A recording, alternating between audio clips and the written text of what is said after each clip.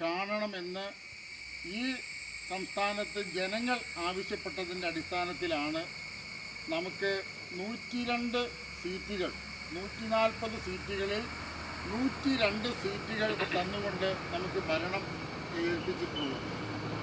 ബഹുമാന്യനായ പ്രതിപക്ഷ നേതാവായിരുന്ന വി.ഡി. സതീശനെ ഹൈക്കമാൻഡ് ഐക്യകണ്ഠേന ഇവിടെ മുഖ്യമന്ത്രിയായി തീരുമാനിക്കപ്പെടുകയും അതോടൊപ്പം തന്നെ നമ്മുടെ നേതാക്കളായ രമേശ് ചെന്നിത്തല ഉൾപ്പെടെ കെ.സി. വേണുഗോപാൽ ഉൾപ്പെടെ എല്ലാവരും ഐക്യകണ്ഠേന ഒരു തീരുമാനമെടുത്താണ് നമുക്കിവിടെ ഒരു 21 അംഗ മന്ത്രിസഭ ഇന്ന് രൂപീകരിക്കപ്പെട്ടിട്ടുള്ളത്.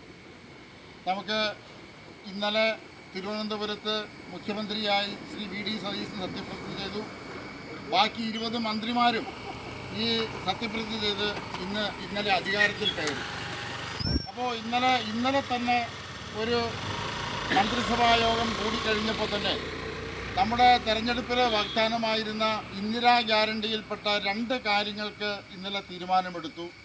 നമ്മുടെ ബസ് സ്ത്രീകൾക്ക് സൗജന്യ യാത്ര ജൂൺ മാസം 15-ാം തീയതി മുതൽ നമുക്ക് അനുവദിക്കപ്പെടുന്ന തരത്തിൽ ക്രമീകരിക്കപ്പെടുന്ന തരത്തിലാണ് നമുക്ക് ഗവൺമെൻറ് തീരുമാനമെടുത്തിട്ടുള്ളത്.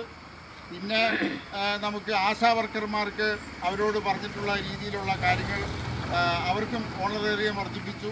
അതോടൊപ്പം തന്നെ ക്ലാസ് 4 ജീവനക്കാരായിട്ടുള്ള ശമ്പളം കുറഞ്ഞ ജീവനക്കാർക്ക് മുഴുവൻ ശമ്പളം വർദ്ധിപ്പിച്ച് അടിസ്ഥാന വർഗത്തിൻ്റെ ഉന്നമനത്തിന് വേണ്ടി പ്രവർത്തിക്കുമെന്ന് പ്രതിജ്ഞ ചെയ്തുകൊണ്ടാണ് ബഹുമാന്യനായ വി.ഡി. സതീശനും ബഹുമാന്യ മന്ത്രിസഭാംഗങ്ങളും ജനങ്ങളിലേക്ക് ഇറങ്ങി ചെന്നിട്ടുള്ളത്. അപ്പോൾ ഇതൊരു മാറ്റത്തിൻ്റെ കൊടുങ്കാറ്റാണ്. അപ്പോൾ ഇതിനനുസരിച്ചിട്ട് നമ്മുടെ പാർട്ടി ഉണർന്ന് പ്രവർത്തിക്കണം. നമുക്ക് സാധാരണക്കാരന് കിട്ടേണ്ട ആനുകൂല്യങ്ങൾ എന്താണെന്ന് തിരിച്ചറിഞ്ഞ് ആ ആനുകൂല്യങ്ങൾ അവർക്ക് വാങ്ങിക്കൊടുക്കണം. നമുക്കറിയാം ഇന്ദിരാ ഗ്യാരണ്ടിയിൽ പറഞ്ഞിട്ടുള്ള കാര്യങ്ങളുണ്ട്. അത് നടപ്പിലാക്കാൻ ഈ ഗവൺമെൻറ് പ്രതിജ്ഞാബദ്ധമാണ്.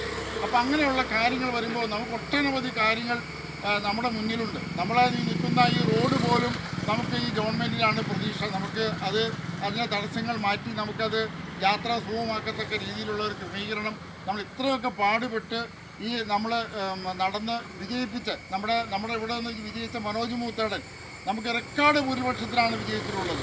28,434 വോട്ടിൻ്റെ ഭൂരിപക്ഷത്തിന് പെരുമ്പാവൂർ നിയോജക മണ്ഡലം രൂപീകൃതമായതിനു ശേഷം ആദ്യമായിട്ടാണ് അത്രയും ഒരു ഭൂരിപക്ഷത്തിന് ഒരു സ്ഥാനാർത്ഥി ഇവിടെ വിജയിക്കുന്നത് എന്ന് നമ്മൾ മനസ്സിലാക്കണം.